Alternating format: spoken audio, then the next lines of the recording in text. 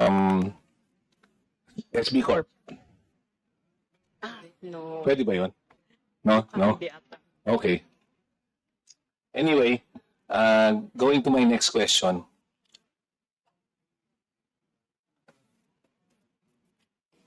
Sa going to yung RA 11861, Expanded Solo Parents Welfare Act. So, the RA 11861 expands the Solo Parents Welfare Act. Agencies are urged to include solo parents in applicable programs, recognizing their unique daily challenges alongside other groups such as senior citizens and persons with disabilities. How is the DTI incorporating expanded provisions of the Solo Parents Welfare Act into its current programs aimed at improving livelihoods and conditions for Filipinos? Can you please provide concrete examples of programs or initiatives that now include solo parents and any performance indicators or targets? Honorable Congressman, the solo parent is not with us, but and we also don't have any programs for solo parent. Usually our programs are for everyone. That's why when Congresswoman suggested not to have the women's, it was a good idea for us to at least create programs that's really naka-focus sa women-led. Siguro ma'am, Madam Secretary, you can take a look at the law kasi we should be prioritizing solo parents, or we should at least be creating programs specific to them. Correct. Kasi po, alam naman po natin, when you're a solo parent, di ba? Yes. Nag-aalaga ka ng anak, and then you're working, so baka applicable sa kanila yung mga work from home or maybe programs which they can do from their livelihood programs na pwede nilang gawin na habang nasa bahay sila. Yes, thank you for this suggestion, and definitely we will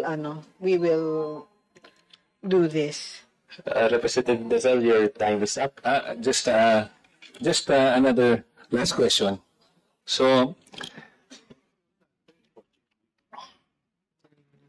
under the RA 11861, solo parents are entitled to 7 days of parental leave with pay, including for job order and contract of service employees. Are you currently implementing this? Gusto ko lang pong itanong.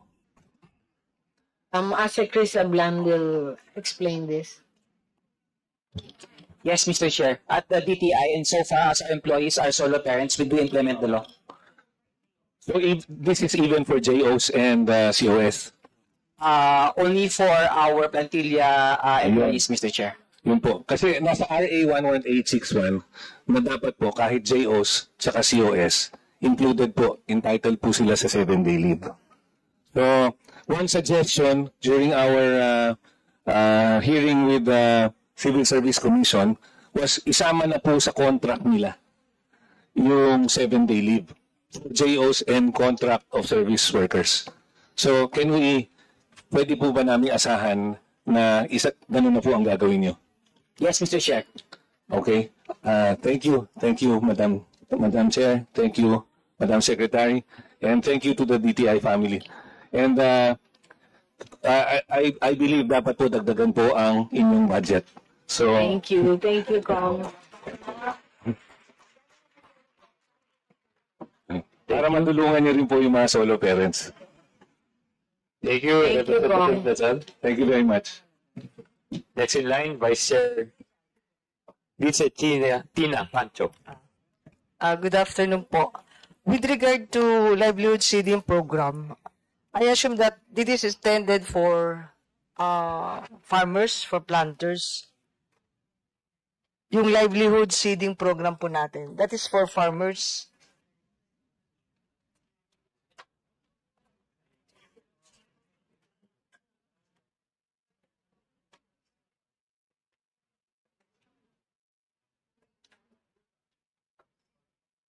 Yes, I'll defer to Asek Dominic Tolentino for the answer to this, Kong.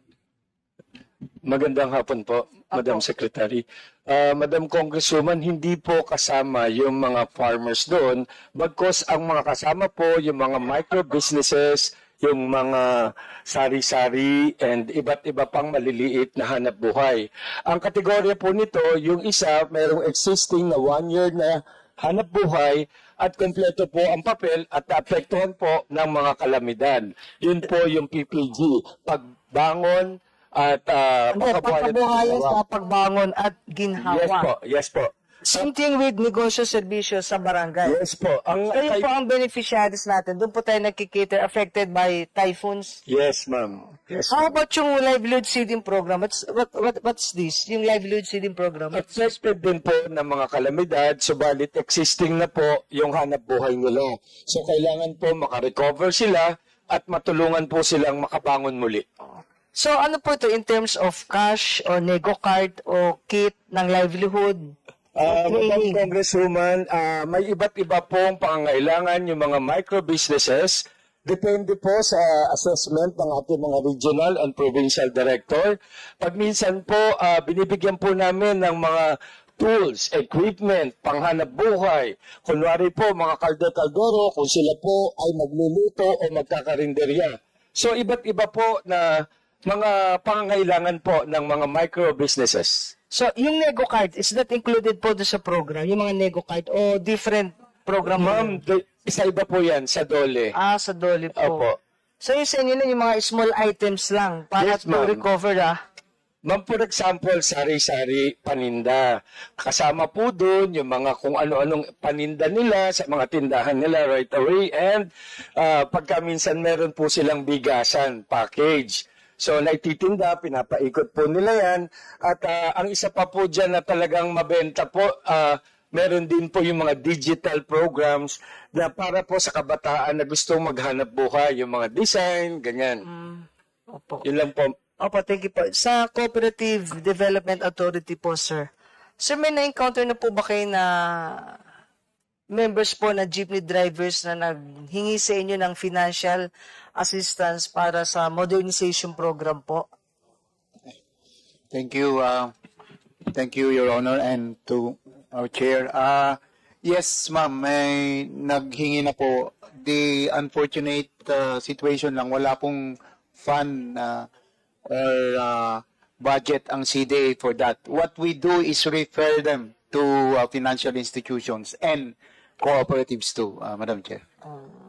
Kasi nga, tama po sabi kanina ng ating kasama po dito na we have local manufacturers here in the Philippines. So, pwede mas mura po sila and mas kayang bayaran po ng ating po mga jeepney drivers compared po dun sa mga imported na dumadating po sa atin. So, you don't have funds for that. So, you refer them to other banks or other cooperatives po. Yes, we refer them to financial institutions like Land Bank, DBP, and cooperative banks and cooperative federations who have enough funds to assist our transport cooperatives, ma'am. But if you will be given the chance to have additional fund, kaya po.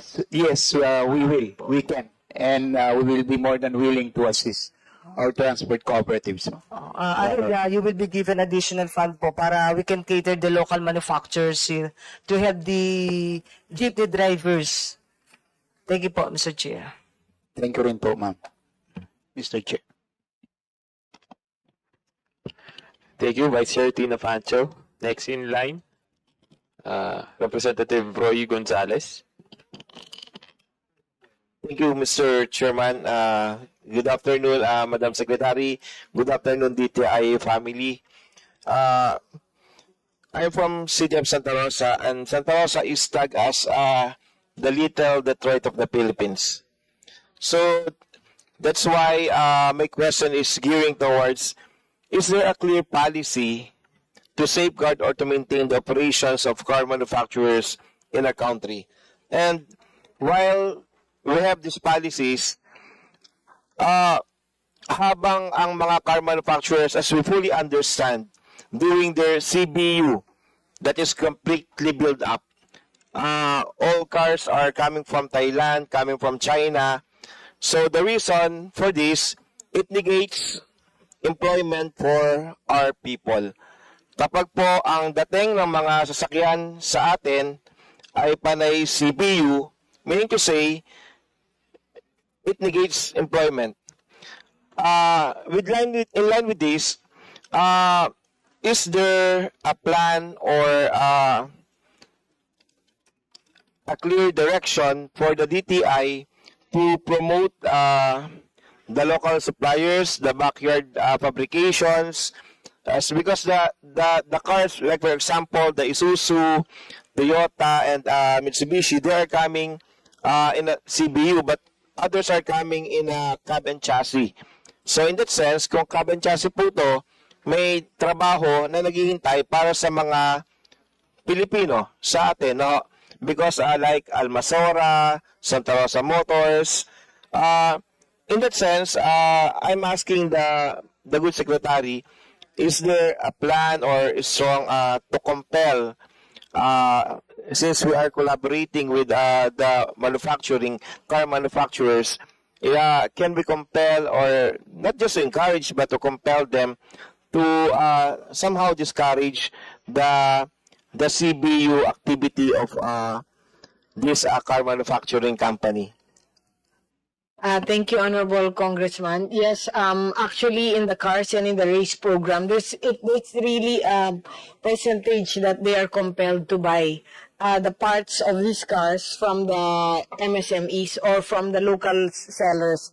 Of course, the cars that are being sold here, or the cars that avail of the plan or of the race program, of the program I mean, are also the cars that are in demand. Kasi even if we encourage other people to come up with cars of their own, but if there's no demand, malulugi din po sila. So of course we give incentives through the BOI, through PEZA, for the different car manufacturers to either open a manufacturing plant or to at least operate them, no? But ang mga nag-avail are just the Toyota, Mitsubishi for the cars program, and for the race program, we've opened it to other car manufacturers also. So, but most of those who avail are those that have the demand also of the consumers, or of the people. But part of what is expected of them, which is part of the rule, is they need to buy a certain percentage from the local manufacturers talaga, which actually, yun ang sometimes nagiging problem ng mga big corporations to open in the Philippines, because of the demand that they must buy from local manufacturers. Thank you, Madam Secretary. My next question is about Go Negosyo Centers are supposed to help MSME. While we understand, and alam niyo po naman, sa Santa Rosa, meron pong Go Negosyo Center. So you are fortunate enough because we gave a good place for the DTI. But some other cities or municipalities, wala pong magandang mga opisina ang Go Negosyo Center. Sa Santa Rosa po, considering the influx of businesses and the trade in operations in our city, meron lang pong isang business consultant, counselor na po, and there are 4 JOs given by the cities. So in that sense, how can we promote a strong mentorship? How can we promote marketing strategies? How can we promote partnership? So, siguro po talaga, kailangan dagdagan ng budget nyo for this para po mapalakas natin ang negosyo natin. No? And I commend the DTI family dahil for doing well in our district. And lastly, I would like to invite you na sana po, can you relocate in Santa Rosa to put your regional office? So, somewhere in Nuvali or somewhere in Greenfield, Santa Rosa. Meron na po ba kayo? Nuvali. So, together with Congresswoman Cha Hernandez, Congressman Arman Dimagula, and Congressman Ramil Hernandez, so Laguna are doing well, and with partnership with you, DTI family. Thank you so much. Thank you so much, Honorable Congressman. Yes, tama po kayo. Yung budget ang naging problem